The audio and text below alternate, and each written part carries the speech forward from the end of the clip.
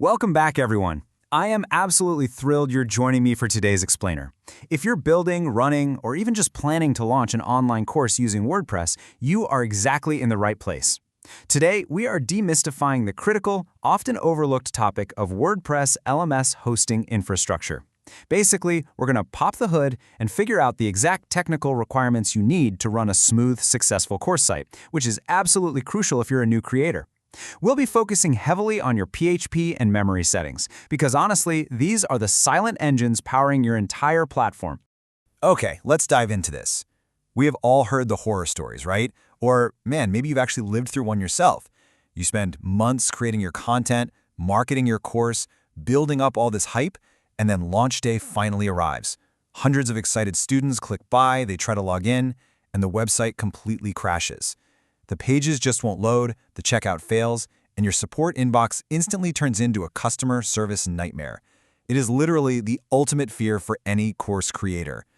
But why does this happen so predictably?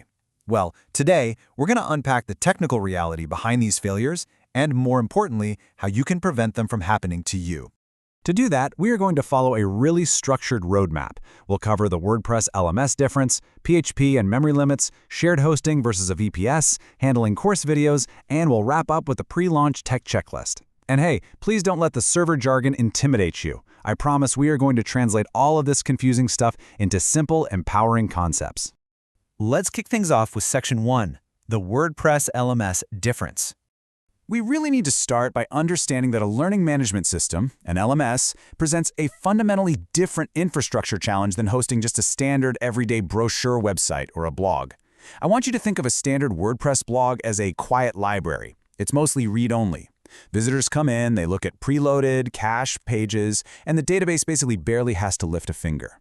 Now compare that to an LMS site. Your course site is a busy, loud workshop.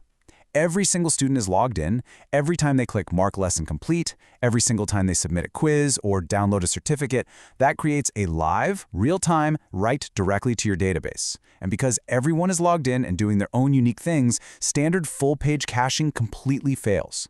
Your server has to process every single action totally fresh. Moving right along to Section 2, the core of our setup, PHP and memory limits. Because your site is that busy workshop, we need to look at the exact engine specifications required to power all that heavy machinery without stalling out.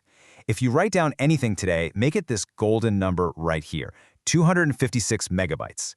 This is the absolute minimum PHP memory limit required to run heavy plugins like LearnDash, LifterLMS, or TutorLMS. See, when your server tries to render a complex course page or calculate a quiz score, it loads massive amounts of data into its working memory.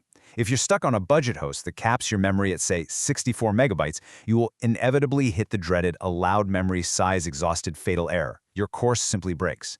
So you must confirm you have at least 256 MB. When you actually compare basic WordPress minimums to an LMS, the jump in requirements is pretty drastic. Instead of an inadequate 64 megabytes of RAM and older, slower hard drives, you're going to need PHP 8.1 or higher, 256 megabytes of RAM, and ultra-fast NVMe SSD storage. You also really need object caching, like Redis. You can think of Redis as a lightning-fast, short-term memory bank for your database. Relying on basic minimums essentially guarantees a broken course experience. I mean, you can't put a go-kart engine inside of a heavy-duty pickup truck and expect it to haul your students, right? Now you might be wondering, what exactly is PHP 8.3? Simply put, it is your upgraded processing engine. It's the underlying coding language that WordPress actually runs on. PHP 8.3 handles these massive, object-heavy workloads 14 to 20% faster than older versions like 7.4. And here's a massive perk. If you are selling courses directly through your site using WooCommerce, upgrading to PHP 8.3 can boost your checkout speeds by up to 23%.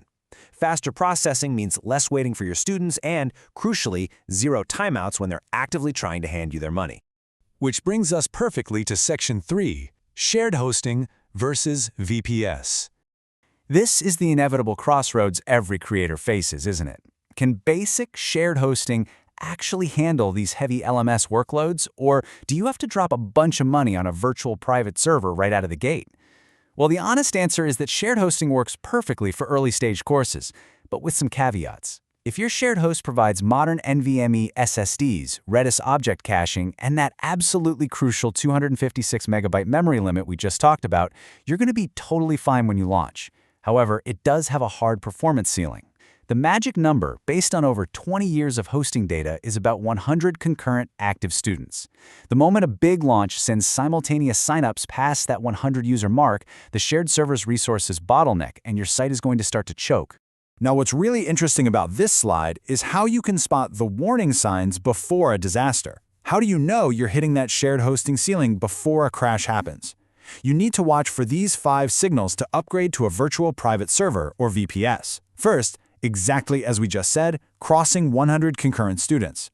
Second, your time to first byte, which is basically how long the server takes to respond, climbs above 600 milliseconds. That tells you your database is struggling to keep up with queries. Third, checking your cPanel logs shows your CPU usage constantly hitting 80% or higher. Fourth, you start seeing WooCommerce checkout timeouts during enrollment periods. This happens when the database gets totally saturated trying to process an order while simultaneously generating a brand new student profile in the LMS. And fifth, you are hosting 5 or more heavy video courses directly on your server. If you're seeing these signs, your shared container is tapped out. Let's shift gears to Section 4, Handling Course Videos. Video is without a doubt the heaviest asset on your entire platform, and it causes massive headaches for creators who try to manage it themselves. The key term you absolutely need to know here is FFmpeg. If you try to just upload raw, massive .mp4 video files directly into a standard WordPress media library, you are going to break browsers, you'll cause endless buffering for your students, and your storage bills will absolutely skyrocket. FFmpeg is an industry-standard, open-source server tool that transcodes and compresses raw video into web-optimized, adaptive streaming formats. But here's the catch. Most standard hosts skip this essential server feature entirely just to save resources. So if you're going to self-host your videos instead of using a service like Vimeo or YouTube, you must ensure your hosting provider actually includes server-side FFmpeg support. And finally, Section 5, our pre-launch tech checklist. So, the crucial point is taking everything we've learned today and building an actionable plan so you can take total control of your infrastructure before your students even arrive. Step 1. Go into your cPanel and confirm you are running PHP 8.3 and your memory limit is set to at least 256 MB. Step 2. Enable server object caching, specifically Redis or Memcached, to reduce that heavy database load. Step 3. Run a database optimization to clear out old revisions and bloat before your students start generating brand new data. Step 4. Configure a Cloudflare CDN to serve your static images and scripts faster, but ensure you set rules to explicitly bypass caching for logged-in students and checkout pages. And Step 5, always test your plugin updates in a staging environment first. Never update your LMS plugin on your live site the day before a big launch. We have covered a tremendous amount of ground today, from the fundamental differences of an LMS database to the absolutely crucial nature of PHP and memory limits and the exact signals to watch for as your course grows. So I want to leave you with this provocative thought. Is your server truly ready for your first 100 students right now? Don't wait for launch day to find out. Take a look at your hosting dashboard today, check those memory limits, and empower yourself to build a stable, blazing fast learning experience. Thanks so much for diving deep with me today, and I'll catch you in the next explainer.